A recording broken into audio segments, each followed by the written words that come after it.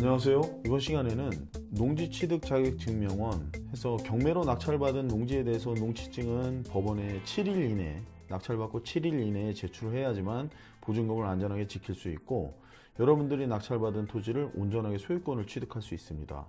근데 농취증을 미발급받거나 7일 이내에 제출을 못하는 상황이 생긴다면 여러분들의 소중한 보증금 10%를 잃을 수 있기 때문에 그러한 내용에 대해서 제가 전편에서 좀 설명을 드렸고요. 이번 시간에는 농지를 낙찰받았는데 불법 해석 농지도 아니고요, 농지 위에 용도로 쓰여지고 있지도 않아요. 농사를 짓고 있는 거 사실입니다. 그래서 안전하다고 생각을 해서 농지 취득 자격증명을 발급받으려고 신청을 하고, 1000제곱미터 이상이라서 농취증을 신청을 할 때는 영농계획서를 제출해야 되거든요. 내가 농사는 어떻게 지을 것이며 나는 농기구는 어떤 게 있고 면적은 어떻다라는 내용 등이 들어가고요. 그게 적합하다면 농취증을 발급을 해주고 있습니다. 4일 이내에 발급이 되겠죠. 그리고 법원에는 7일 이내에 제출만 하면 되겠죠. 그런 줄 알고 농취증 신청을 했는데 농취증을 발급해주는 담당자가 이런 얘기를 하죠. 선생님, 해당 농지는 지금 현재 농지 임대차 계약이 되어 있기 때문에 선생님이 지금 8월부터, 제가 낙찰을 7월에 받았다고 가정하고 8월부터 농사를 짓겠다는 논리는 부적합합니다. 이 내용에 대해서는 다시 보정을 해 주십시오 라고 얘기하는 경우가 있어요.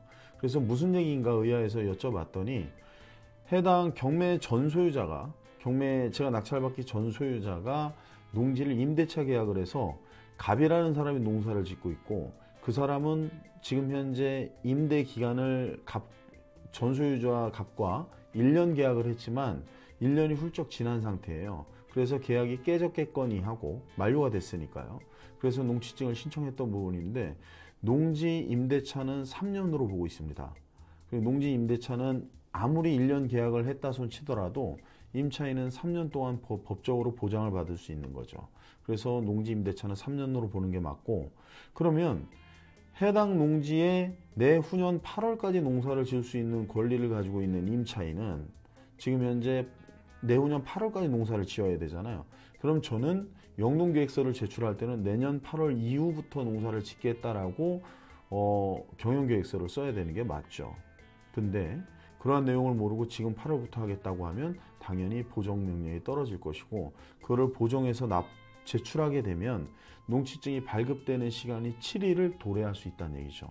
그래서 여기서 중요한 건, 포인트는 농지 임대차는 아무리 1년을 계약을 하고 2년을 계약을 했다 손 치더라도 3년으로 본다.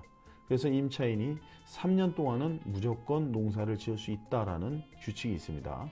그리고 농지를 제가 누군가한테 갑에게 임차를 줬다면 그 사람이 농지에 대해서 다음부터 농사를 못 짓게 계약을 해지하고 싶다면 여러분들은 3월 이전에 미리 확인을 하셔야 됩니다. 그래야지만 농지 임대에 대한 자연적인 재계약을 막을 수 있겠죠. 묵시적 계약이라고 하죠. 네. 다시 정리를 해보면 주거용으로 대해서 한번 설명을 해볼까요? 제가 주거용 부동산을 낙찰을 받고 1년 계약을 했거든요. 그 12월이 만기예요. 12월이 만기인데 제가 8월에 거기다 전입신고를 하고 들어가서 살겠다, 이 내용하고 똑같은 거죠. 12월 만기가 돼야 12월 계약기간이 끝난 이후부터 저는 전입신고를 하고 거기를 사용을 할 수 있겠죠. 농지도 같은 내용으로 보면 임대차가 끝나지 않은 임차인이 있다면, 농지 임차인이 있다면 그 기간을 비켜서 경영계획서를 써야 된다는 얘기죠. 영농계획서를. 그럼 영농계획서가 적합해야지만 농취증이 발급이 된다고 했으니까, 그러면 그 서류를 검토하는 사람이 판단했을 때 임대차와 지금 임대차 남은 기간과 제가 영농을 어떻게 하겠다라는 계획서를 제출했을 때 거기가 중복되는 상황이라고 하면 발급 거부가 될 수 있고, 그 내용에 대해서 보정명령이 떨어질 수 있다는 얘기죠. 그로 인해서 법원에서 요구하는 7일이라는 시간을 도래하게 되면 여러분들의 소중한 보증금을 잃을 수 있으니까, 여러분들이 농지를 낙찰받겠다고 가정했을 때는 해당 농지에 임대차 계약이 되어 있는가 농정과에 한번 확인을 해보시는 것을 추천을 드리겠습니다. 오늘은 농지취득자격증명원 농지 임대차가 있을 때 위험한 사항에 대해서 설명을 드려봤습니다. 감사합니다.